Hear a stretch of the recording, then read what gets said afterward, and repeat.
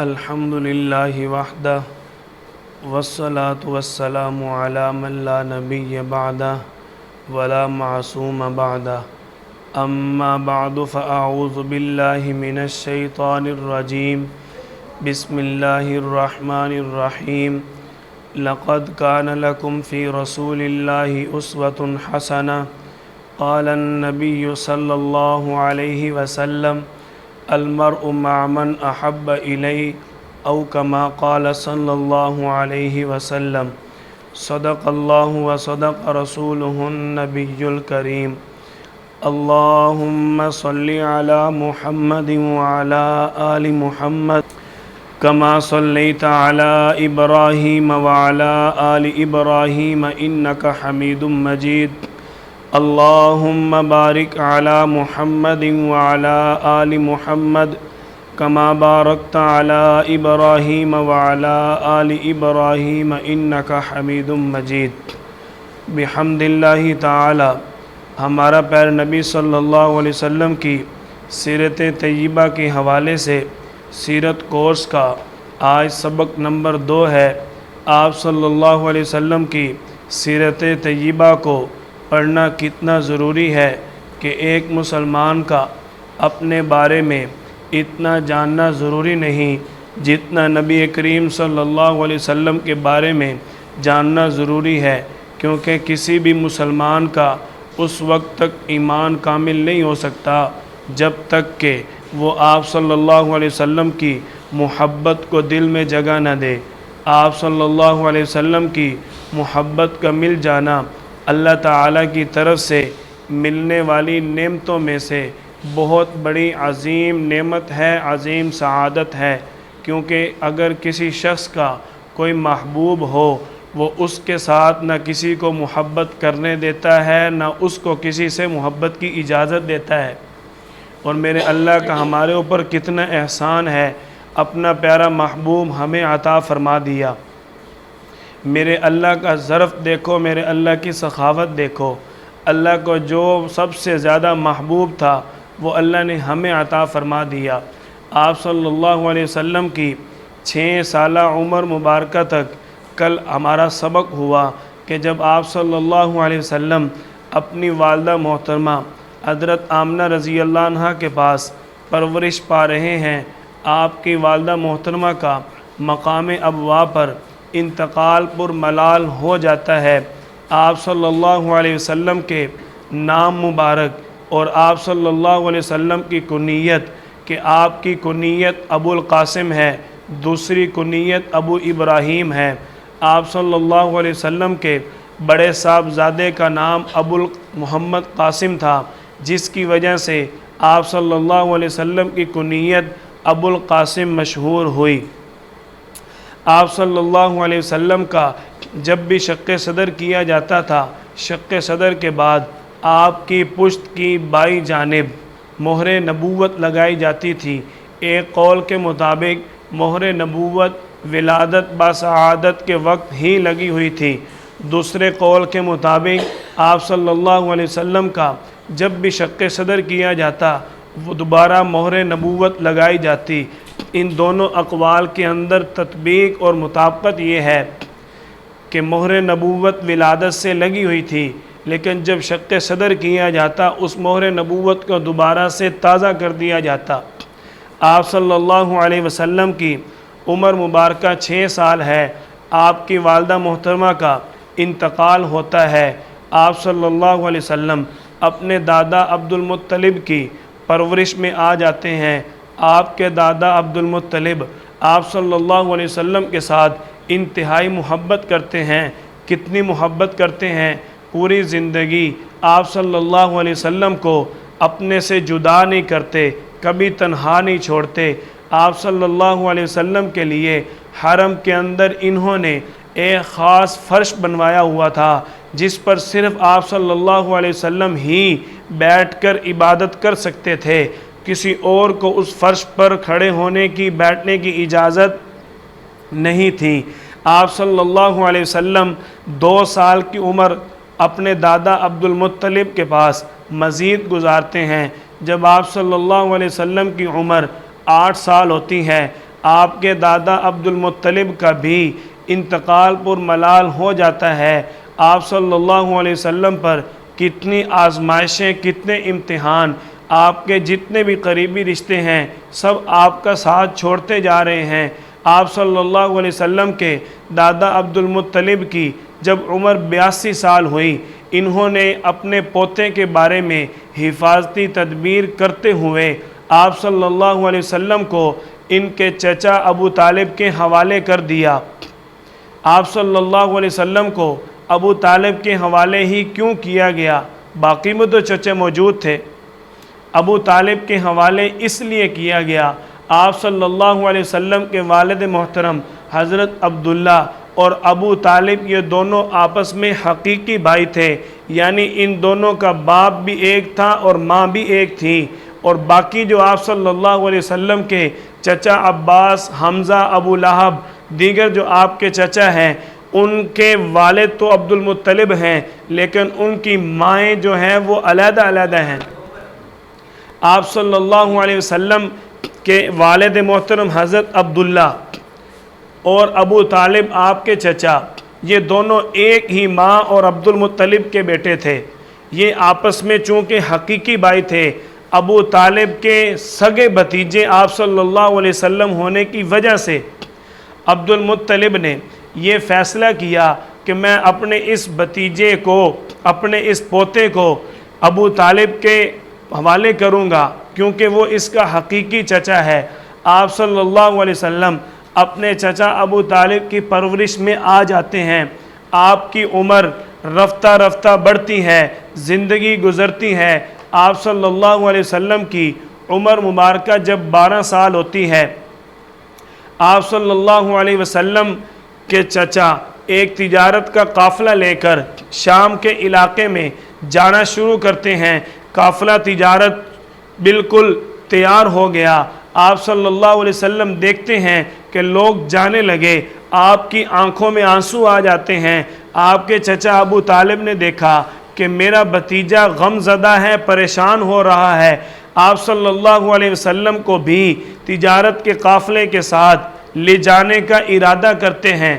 آپ صلی اللہ علیہ وسلم کی زندگی مبارک کا یہ پہلا سفر تھا اور وہ بھی شام کے علاقے کی طرف تھا۔ تجارت کے قافلے کے ساتھ گئے۔ آپ صلی اللہ علیہ وسلم اس تجارت کے قافلے کے ساتھ تشریف لے جاتے ہیں۔ جب وہاں آپ صلی اللہ علیہ وسلم پہنچے، وہاں ایک یہودی عالم جس کا نام نستورہ راہب تھا، اس نے آپ صلی اللہ علیہ وسلم کو دیکھا اور قافلے والوں کو کہنے لگا یہ بچہ کوئی عام بچہ نہیں لگتا۔ قافلے والوں نے پوچھا تو نے اس بچے میں کیا دیکھا ہے؟ نستورہ راہب کہنے لگا یہ بچہ جب تمہارے ساتھ آ رہا تھا میں دیکھتا ہوں درخت جھک کر اس بچے کو سلام کرتے ہیں، جب تمہارا قافلہ دھوپ میں گزرتا ہے تو فرشتے اس کے اوپر سایہ کرتے ہیں، یعنی اللہ کی طرف سے اس کے اوپر نہ دھوپ آتی ہے اور اس کے اعزاز اور اکرام کے اندر درخت اس کو جھک کر سلام کرتے ہیں۔ میں نے جب ان چیزوں کو دیکھا تو میں نے یہ نوٹ کر لیا کہ یہ بچہ کوئی عام بچہ نہیں ہے، لہٰذا میں تم سب کو یہ مشورہ دیتا ہوں اس بچے کو فوراً واپس بھیج دو۔ رومی ایک ایسے بچے کی تلاش میں ہے جو بچہ اس علاقے کے اندر آئے گا اور وہ روم کے درباروں کو، بادشاہوں کو تباہ کر کے رکھ دے گا۔ تو آپ صلی اللہ علیہ وسلم کے بارے میں اس یہودی عالم نے پیشین گوئی کی۔ آپ کے چچا ابو طالب نے حضرت صدیق اکبر اور حضرت بلال رضی اللہ عنہما کے ساتھ آپ صلی اللہ علیہ وسلم کو مکہ واپس بھیج دیا۔ آپ صلی اللہ علیہ وسلم کی عمر مبارکہ رفتہ رفتہ بڑھتے بڑھتے 20 سال تک پہنچتی ہے۔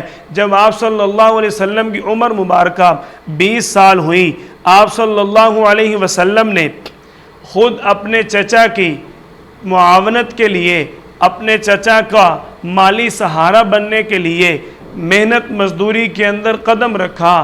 آپ صلی اللہ علیہ وسلم نے سب سے پہلے مزدوری میں بکریاں چرانے والا عمل کیا۔ حضرت جابر رضی اللہ تعالیٰ عنہ فرماتے ہیں ایک مرتبہ ہم آپ صلی اللہ علیہ وسلم کے ساتھ جنگل کے اندر پیلو کے پھل چن رہے تھے۔ آپ صلی اللہ علیہ وسلم نے فرمایا سیاہ دیکھ کر لینا، وہ مزیدار ہوتے ہیں، لذیذ ہوتے ہیں۔ صحابہ کرام نے عرض کی یا رسول اللہ ہمیں لگتا ہے آپ نے بکریاں چرائی ہیں۔ آپ صلی اللہ علیہ وسلم فرماتے ہیں ہر نبی سے اللہ تعالی نے بکریاں چرانے والا عمل کروایا ہے۔ آپ صلی اللہ علیہ وسلم کے سامنے ایک مرتبہ دو نوجوان آپس میں فخر کر رہے تھے بکریاں چرانے والے عمل کے بارے میں۔ آپ صلی اللہ علیہ وسلم کا گزر ہوا، فرمایا او بچوں میں اللہ کا نبی ہوں، موسیٰ علیہ السلام اللہ کے پیغمبر تھے، داؤد علیہ السلام اللہ کے پیغمبر تھے، وہ بھی بکریاں چرایا کرتے تھے اور میں بھی بکریاں چرایا کرتا تھا۔ اللہ تعالیٰ نے انبیاء کرام سے بکریاں چرانے والا عمل کیوں کروایا؟ اس کی حکمت کیا تھی؟ دیکھو بکریاں چرانے والا جو راعی ہوتا ہے، جب وہ بکریاں چراتا ہے اس کو بھیڑیے کا بھی ڈر ہوتا ہے، اس نے بکریوں کو کھلانا پلانا بھی ہے، بکریوں کو دائیں بائیں بھاگنے بھی نہیں دینا، ان کی حفاظت بھی کرنی ہے اور ان کو سنبھالنا بھی ہے، ساتھ ساتھ ان کی صحت اور جان کا بھی خیال رکھنا ہے۔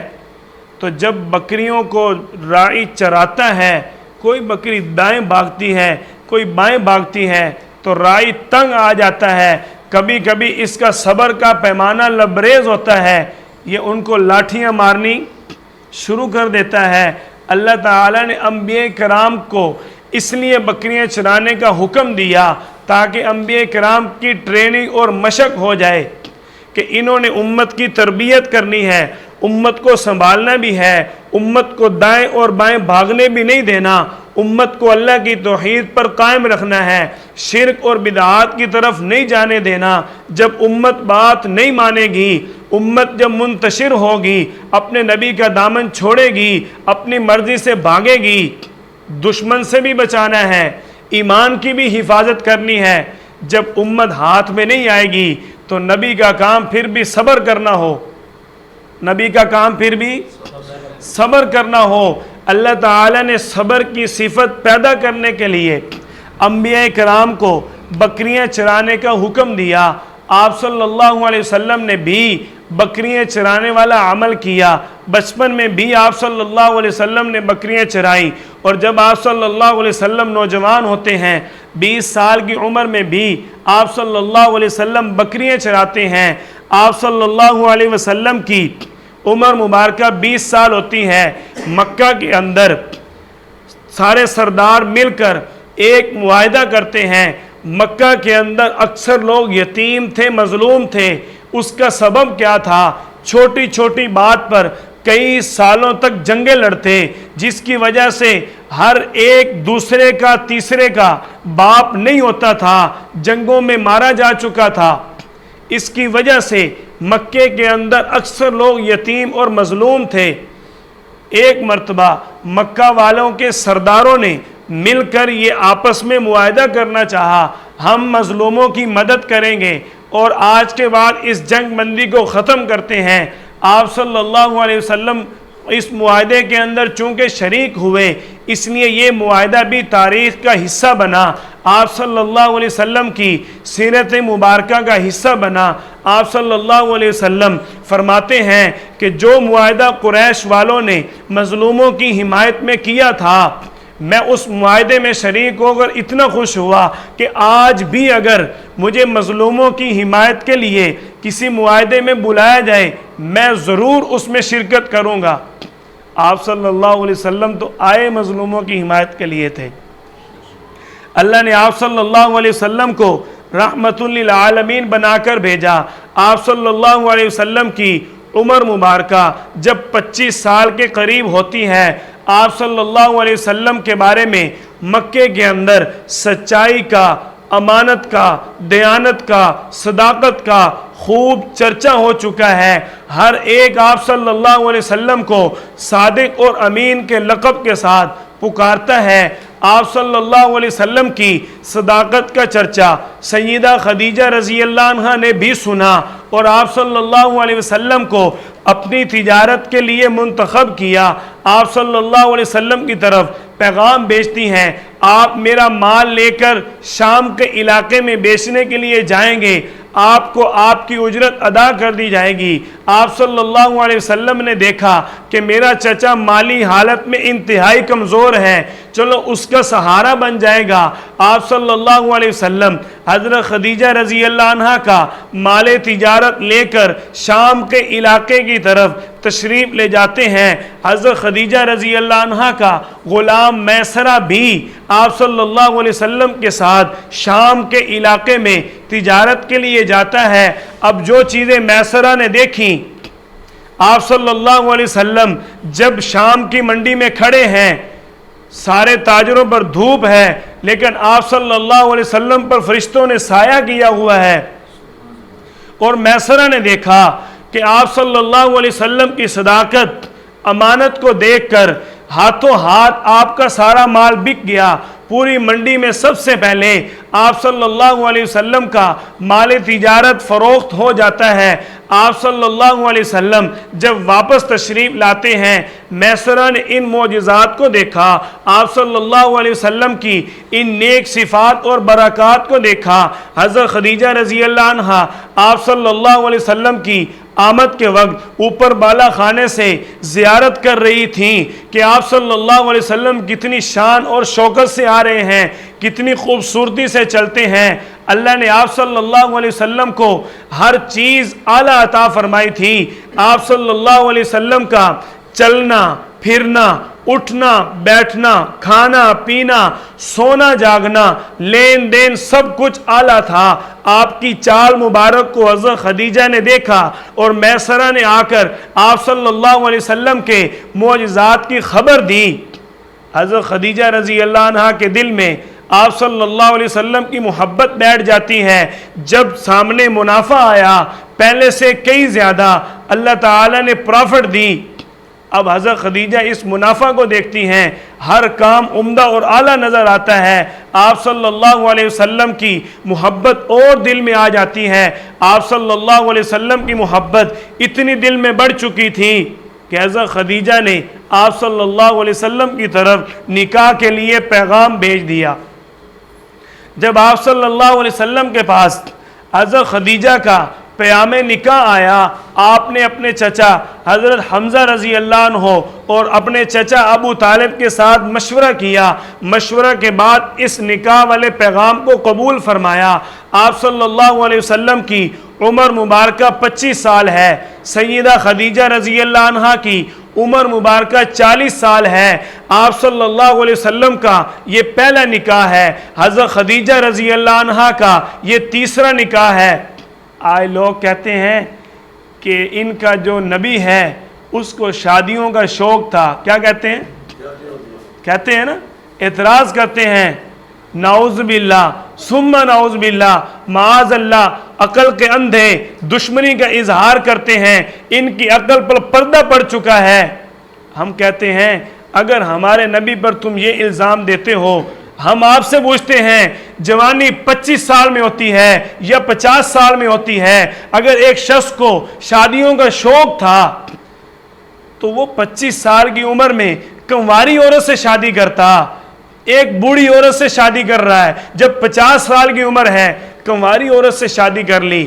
آپ صلی اللہ علیہ وسلم نے جتنے بھی نکاح کیے غریبوں کا سہارا بننے کے لیے کیے، ہر ایک کی مدد کے لیے کیے۔ آپ صلی اللہ علیہ وسلم کا نکاح کرنے کے لیے اور کوئی مقصد نہیں تھا۔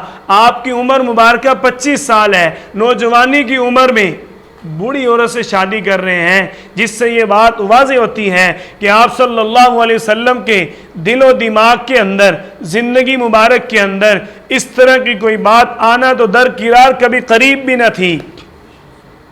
آپ صلی اللہ علیہ وسلم کا اس وقت مکہ کے اندر صداقت اور امانت کا خوب چرچا ہو چکا تھا۔ حضرت خدیجہ کے ساتھ نکاح ہوتا ہے۔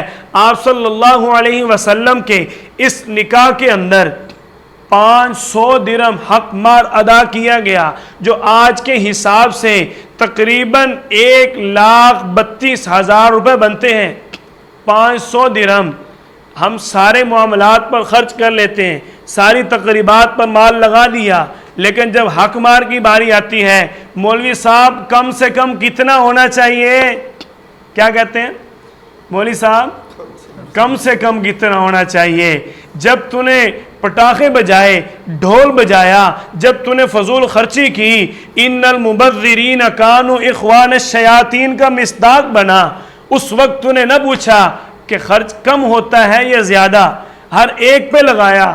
جب اللہ کے حکم کی باری آئی تو مولوی صاحب سے کم پوچھتے ہو۔ ہمارے لیے یہ لمحہ فکریہ ہے، ہم کس کی محبت کا دعویٰ کرتے ہیں؟ وہی بات کہ ہم کاغذی شیر ہیں۔ ہم کیا ہیں؟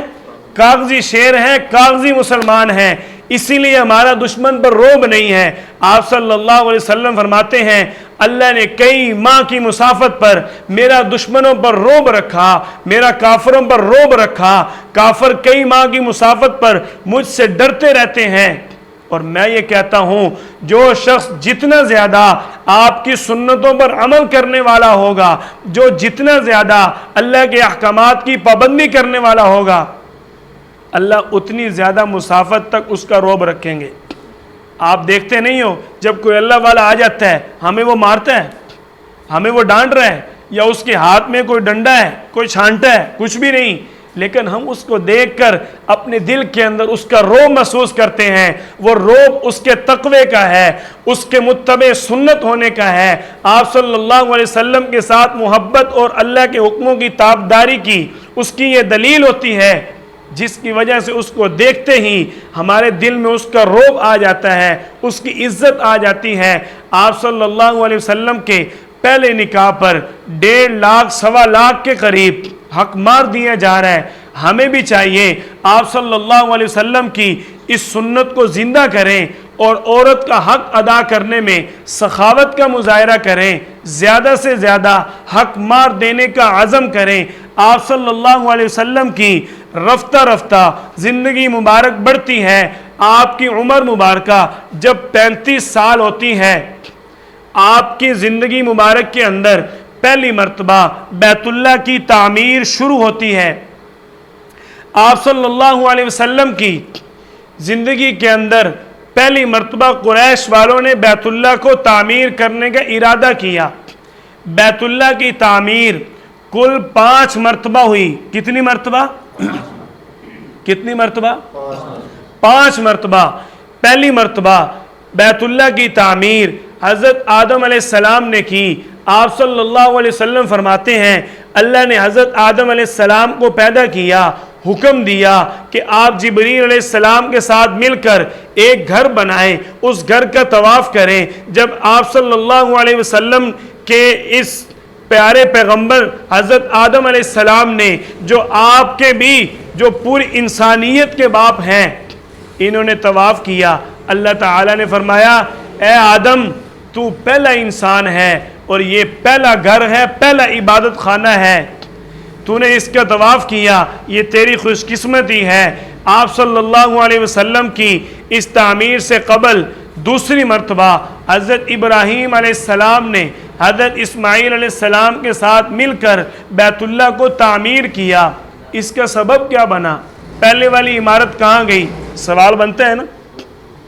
جب نوح علیہ السلام کے دور میں طوفان آیا، سیلاب آیا، تو بیت اللہ کی عمارت پانی کے اندر بہہ گئی، نام و نشان ختم ہو گیا۔ حضرت ابراہیم علیہ السلام کو جبریل علیہ السلام نے آ کر بیت اللہ کی بنیادوں کی نشاندہی فرمائی، اور حضرت ابراہیم علیہ السلام نے انہی بنیادوں پر پھر بیت اللہ کو تعمیر کیا۔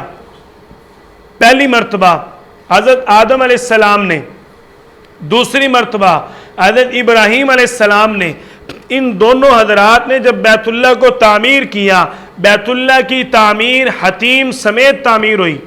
حتیم بیت اللہ میں شامل تھا۔ آج جو گول دائرہ بنا ہوا ہے نا بیت اللہ کے ساتھ، یہ بیت اللہ کی جگہ ہے۔ لوگ اس جگہ پر اکثر نفل ادا کر کے کہتے ہیں ہم بیت اللہ میں نفل ادا کر کے آئے، اور وہاں نفل ادا کرنا بیت اللہ میں نفل ادا کرنا ہے۔ مکہ والوں نے آپ صلی اللہ علیہ وسلم کی زندگی میں جب دیکھا کہ بیت اللہ کی عمارت بہت بوسیدہ ہو چکی ہے، جب بھی بارش آتی ہے پانی بیت اللہ کے اندر چلا جاتا ہے۔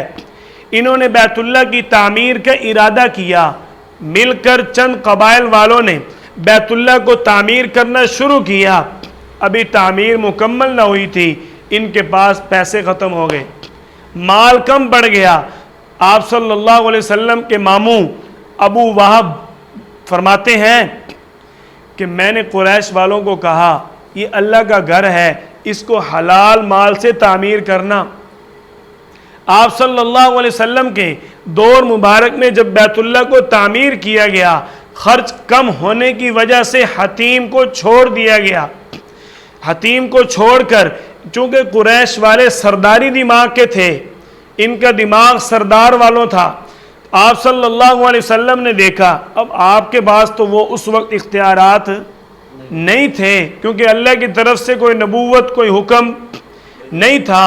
اب قریش والوں نے بیت اللہ تعمیر کیا، حتیم نکال دیا، دروازہ اونچا کر دیا۔ پہلے دروازہ بھی اونچا نہیں تھا، حتیم بھی تعمیر میں شامل تھا۔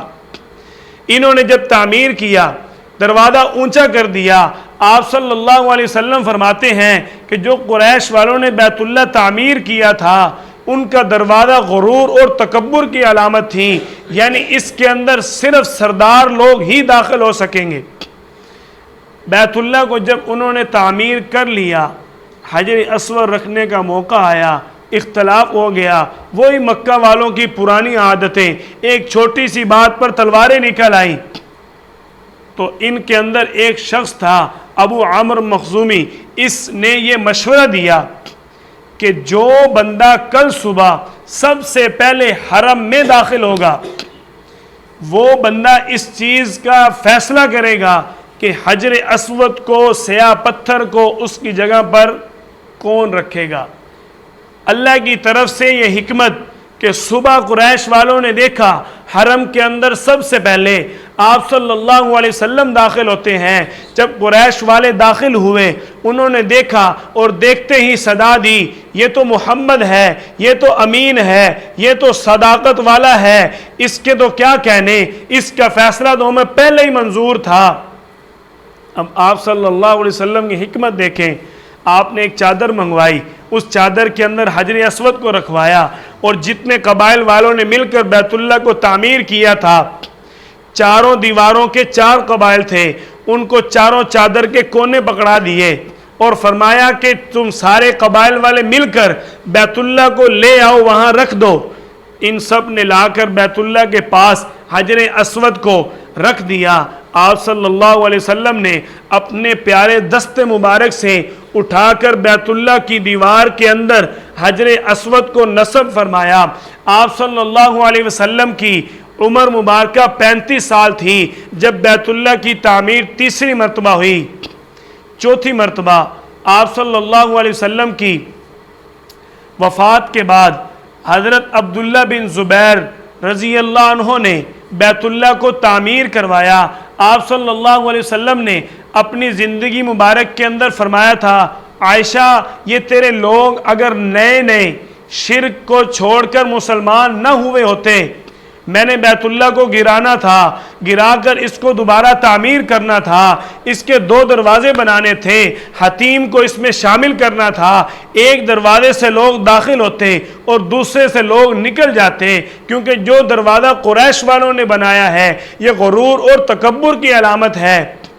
آپ صلی اللہ علیہ وسلم کے اس فرمان مبارک کو دیکھتے ہوئے آپ کے پیارے صحابی حضرت عبداللہ بن زبیر رضی اللہ عنہ کے دل میں یہ خواہش تھی، لیکن قدرتی ایک حادثہ پیش آ گیا۔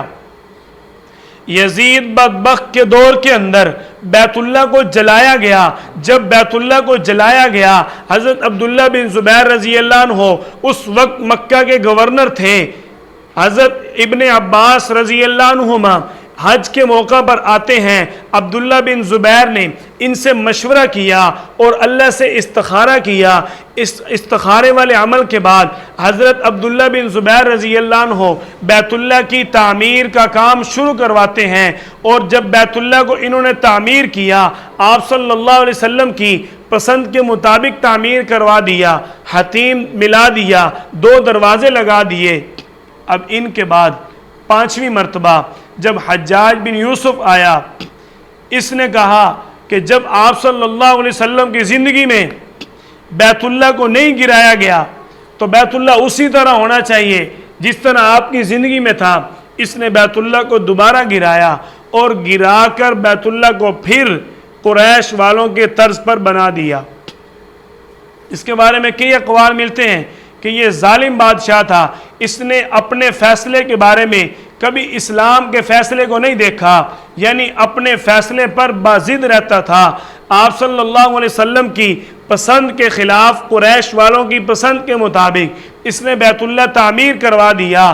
اس کے بعد جب خلیفہ ہارون رشید کا دور آیا تو انہوں نے بیت اللہ کو دوبارہ آپ صلی اللہ علیہ وسلم کی پسند کے مطابق تعمیر کرنے کا ارادہ کیا۔ امام مالک رحمۃ اللہ علیہ نے سختی سے منع کر دیا کہ جو بھی بادشاہ آئے گا وہ بیت اللہ کی تعمیر کو کھلونا بنائے گا، جس طرح چیز چاہے گا وہ بیت اللہ کو تعمیر کرے گا، لہذا بیت اللہ جس طرح تعمیر ہے لہذا قیامت تک اسی طرح رہے گا۔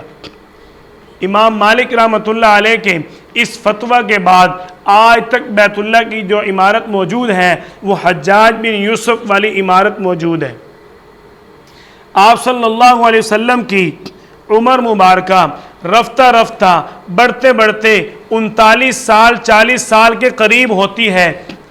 آپ صلی اللہ علیہ وسلم کی یہ صفت دائمہ تھی کہ آپ نے کبھی شرک نہیں کیا، کبھی آپ صلی اللہ علیہ وسلم گناہ کے برائی کے قریب بھی نہ گئے۔ آپ صلی اللہ علیہ وسلم کے سامنے ایک مرتبہ قریش والوں نے کھانا لا کر رکھا، آپ کی دعوت کی، آپ صلی اللہ علیہ وسلم نے کھانا کھانے سے انکار کر دیا۔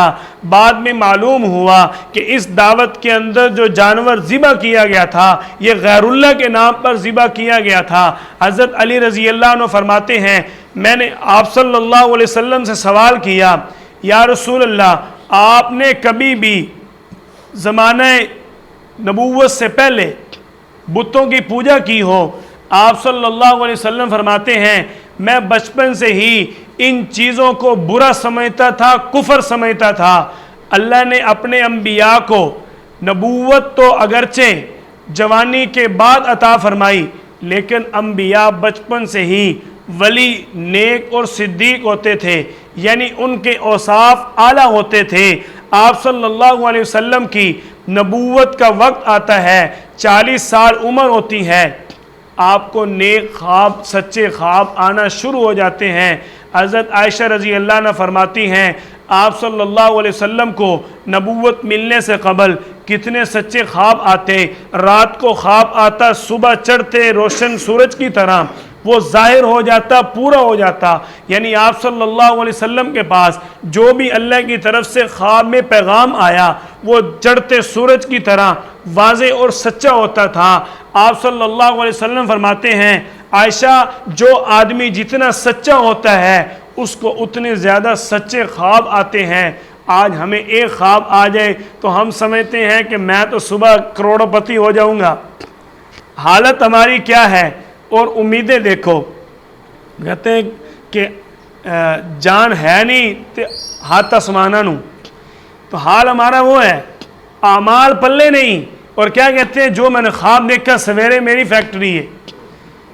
تو خواب کے بارے میں آپ صلی اللہ علیہ وسلم کیا فرما رہے ہیں، جو آدمی جتنا سچا ہوتا ہے اس کو اتنے سچے خواب آتے ہیں۔ آپ صلی اللہ علیہ وسلم کی نبوت سے قبل وحی کا آغاز ہوتا ہے جو نیک خواب اور سچے خوابوں کی صورت میں تھا۔ آپ صلی اللہ علیہ وسلم نبوت ملنے سے قبل ہی خلوت کا شوق بڑھ جاتا ہے۔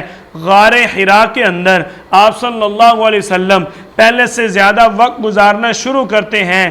آپ صلی اللہ علیہ وسلم صرف گھر سے کھانا لینے آتے اور واپس پھر غار حرا میں عبادت کے لیے تشریف لے جاتے۔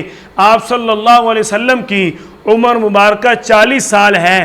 آپ صلی اللہ علیہ وسلم غار حرا کے اندر عبادت میں مصروف ہیں۔ آپ کی عمر مبارکہ جب 40 سال ہوئی اللہ نے آپ کو نبوت عطا فرمائی۔ آپ صلی اللہ علیہ وسلم کی نبوت مبارک سے انشاءاللہ اپنے سبق کا کل آغاز کریں گے۔ آپ صلی اللہ علیہ وسلم کی سیرت طیبہ کو آپ نے جو آج سبق سنا اور پڑھا، اس میں نمبر 1 آپ صلی اللہ علیہ وسلم کی مہر نبوت، آپ صلی اللہ علیہ وسلم کی دادا کے پاس پرورش، آپ صلی اللہ علیہ وسلم کی اپنے چچا ابو طالب کے پاس پرورش، قافلہ تجارت کے ساتھ جانا، انبیاء کا بکریاں چرانا، آپ صلی اللہ علیہ وسلم نوجوانی میں خود بکریاں چراتے ہیں، ایک مظلوموں کی حمایت والے معاہدہ میں شرکت کرنا، آپ صلی اللہ علیہ وسلم کی سچائی اور امانت کا نوجوانی میں ہی چرچا ہو چکا تھا، آپ صلی اللہ علیہ وسلم خود تجارت میں مشغول ہوئے، جب آپ کی عمر مبارکہ 25 سال ہوئی، آپ صلی اللہ علیہ وسلم کا پہلا نکاح 25 سال کی عمر میں ہوا، حضرت خدیجہ رضی اللہ عنہ کا یہ تیسرا نکاح تھا، آپ صلی اللہ علیہ وسلم کا اس نکاح کا 500 درہم حق مار طے ہوا، آپ صلی اللہ علیہ وسلم کی عمر مبارکہ 35 سال ہے کہ بیت اللہ کی تعمیر ہوتی ہے، یہ تیسری مرتبہ آپ کی زندگی مبارک کے اندر پہلی مرتبہ بیت اللہ کی تعمیر تھی، یعنی آپ صلی اللہ علیہ وسلم کے سامنے یہ پہلی مرتبہ بیت اللہ تعمیر ہوا، اور حقیقت میں بیت اللہ کی تیسری تعمیر تھی، آپ صلی اللہ علیہ وسلم کی عمر مبارکہ بڑھتی ہے، 40 سال کے قریب ہوتی ہے، شرک سے آپ بچپن سے ہی نفرت کرتے تھے، برائی سے بچپن سے ہی بچتے تھے، اللہ کے ولی تھے، صدیق تھے، نیک تھے، جب آپ کی عمر مبارکہ 40 سال ہوتی ہے، اللہ کی طرف سے خلوت کا شوق بڑھ جاتا ہے، اللہ کے ساتھ تنہائی میں بیٹھنا، عبادت کرنا ذوق بڑھ جاتا ہے، آپ صلی اللہ علیہ وسلم کو سچے خواب آنا شروع ہو جاتے ہیں، اللہ کی طرف سے پہلی صورت وحی کی خوابوں کی صورت میں شروع ہوتی ہے، آپ صلی اللہ علیہ وسلم غار حرا میں موجود ہیں، آپ کی عمر مبارکہ 40 سال ہے، انشاءاللہ یہاں سے اپنے سبق کا کل آغاز کریں گے، اللہ تعالی ہم سب کو آپ صلی اللہ علیہ وسلم کی سیرت طیبہ کو پڑھنے کی، یاد کرنے کی، سننے کی، آگے پھیلانے کی، عمل کرنے کی توفیق عطا فرمائے، وآخر دعوانا ان الحمد للہ رب العالمین۔